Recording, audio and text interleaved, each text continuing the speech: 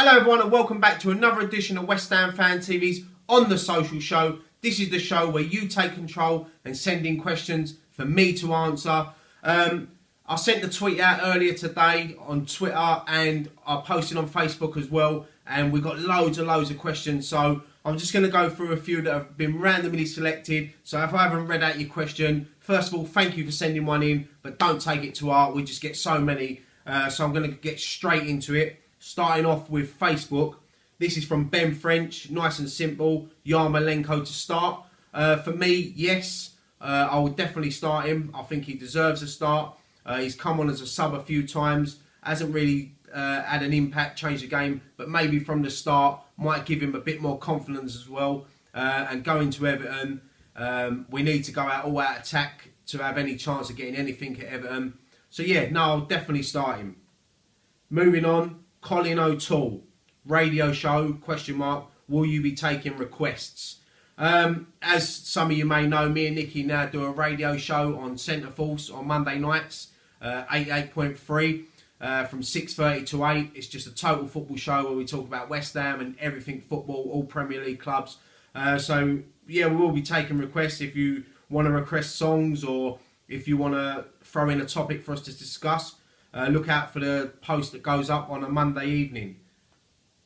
Right, Aaron Stewart.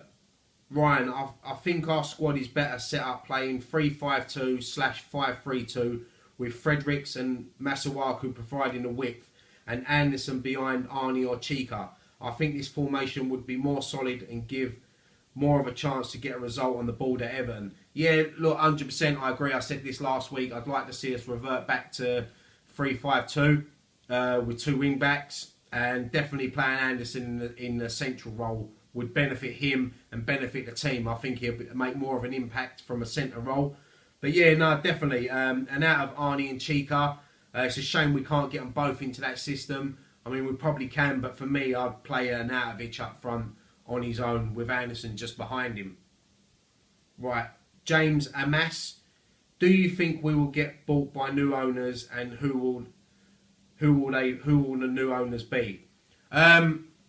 Well, the answer to that question is one day I hope we are bought by new owners.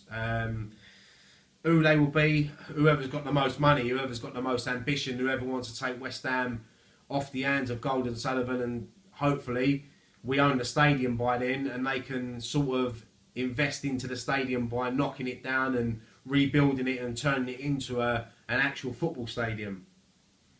Right, Liam Kelmsley, from a Newcastle fan, who do you blame more why you've started poor, the board or Pellegrini?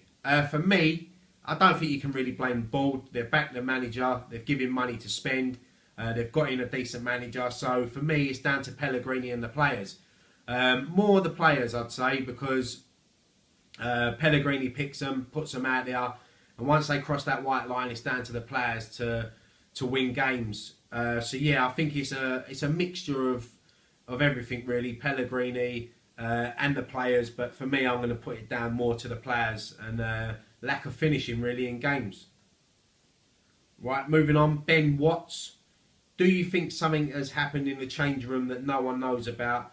Because going from playing so well against Arsenal to looking so lazy against Wolves, they look like two different teams.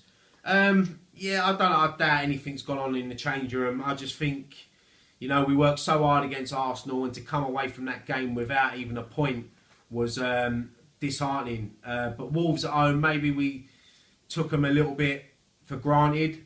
You know, you've performed that well against Arsenal, so you think you're going to turn up against Wolves at home and get the points, but that's not guaranteed in the Premier League. You know, every team's difficult, and especially newly promoted teams, and Wolves have really impressed me this season, and they deserve the 3 points on the day. But yeah, I hope nothing's happened behind the scenes, but we would never find out. Right, got a couple here from Twitter, at Martini_James. Can West Ham achieve something this season, like win a cup or get European football? What do you think West Ham should be focused on? For me, the first thing they should focus on is getting a win, getting the points on the board, and just getting a little bit of momentum going of winning games to move us up the table, get us off the bottom, and make us not the laughing stock anymore of the Premier League. But can we achieve something like winning a cup or European football? Cup competitions, why not? I mean, the Carabao Cup, we've got Macclesfield at home, we get through that, you know, and you get a few wins under your belt. You know, I don't see why we can't go. The FA Cup's a different story. But yeah, European football, I mean, it's not out of sight yet, but we need to start winning games. We need to start getting the points on the board. So that's first and foremost. Yeah, concentrating on getting the points, and Pellegrini should concentrate on knowing his best starting 11. Right, moving on. At GH90WHU, Greg Hobbs. With it being internationals, what's your take on Declan thinking of playing for England? Also, what do you think of the comments made by Kevin Kilbane? First part of that question, Declan Rice. Look, I can fully understand why Irish fans would be upset with this. He's played for Ireland at every level, and it looks like he may have had his head turned to play for England. For me personally, as an Englishman and as a West Ham fan, I rate Declan Rice a lot. And if he can get into the England squad, he'll improve the England squad a lot. So yeah, for me, as an England fan, I'd love to see Declan Rice play for England and West Ham. But yeah, I do understand the frustration from Ireland fans.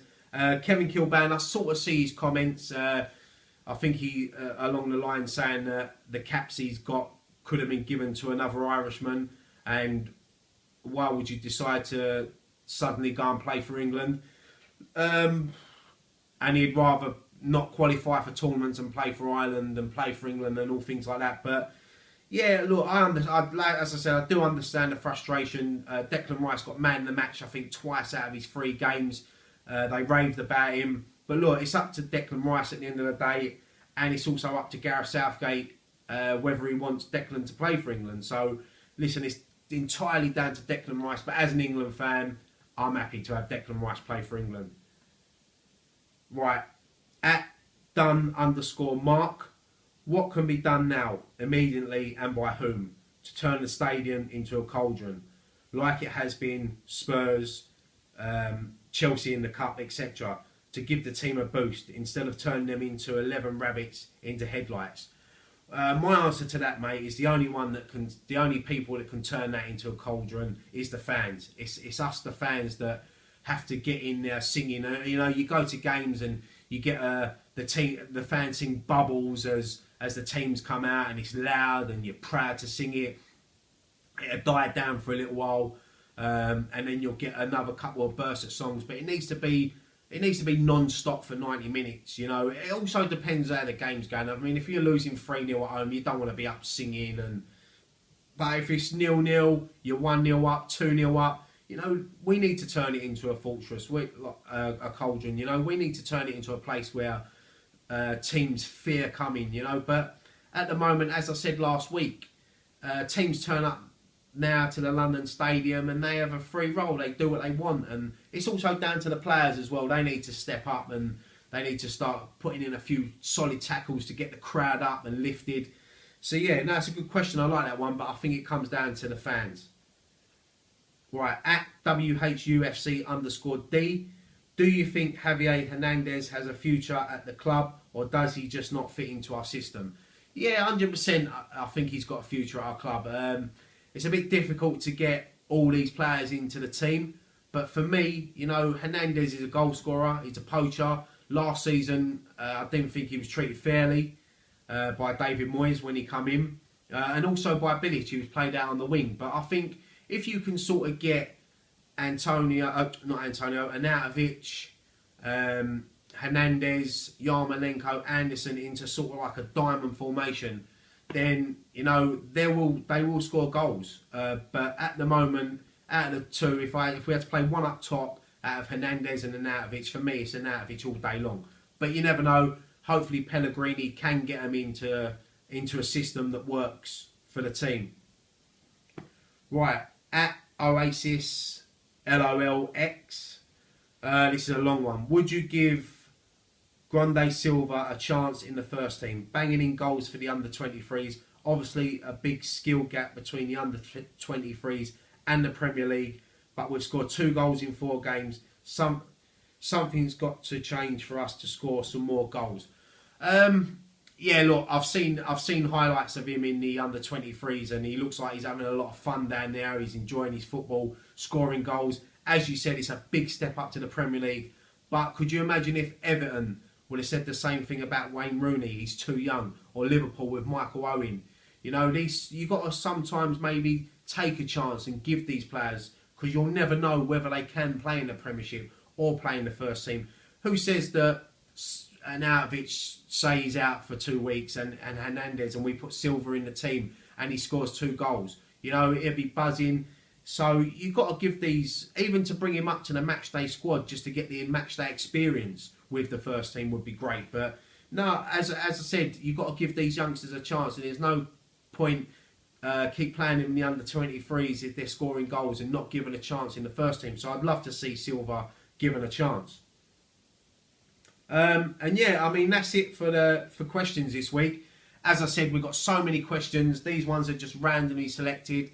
So yeah, thank you so much for sending in your questions. I'll be back next week with another edition of On The Social. So hopefully your question gets picked in that show. But yeah, give me your thoughts on any of the questions that I've answered today. It's always good to hear your thoughts. As always, keep subscribing to the channel. We've passed 40,000 subscribers now, which is massive for a channel like us. You know, we're enjoying it. We've got so much plans for this channel. We've got some new features that we're working on at the moment. And yeah, I'll leave that there. Ryan Archer, West Ham Fan TV. Thank you so much for watching this video. Come on, you Irons.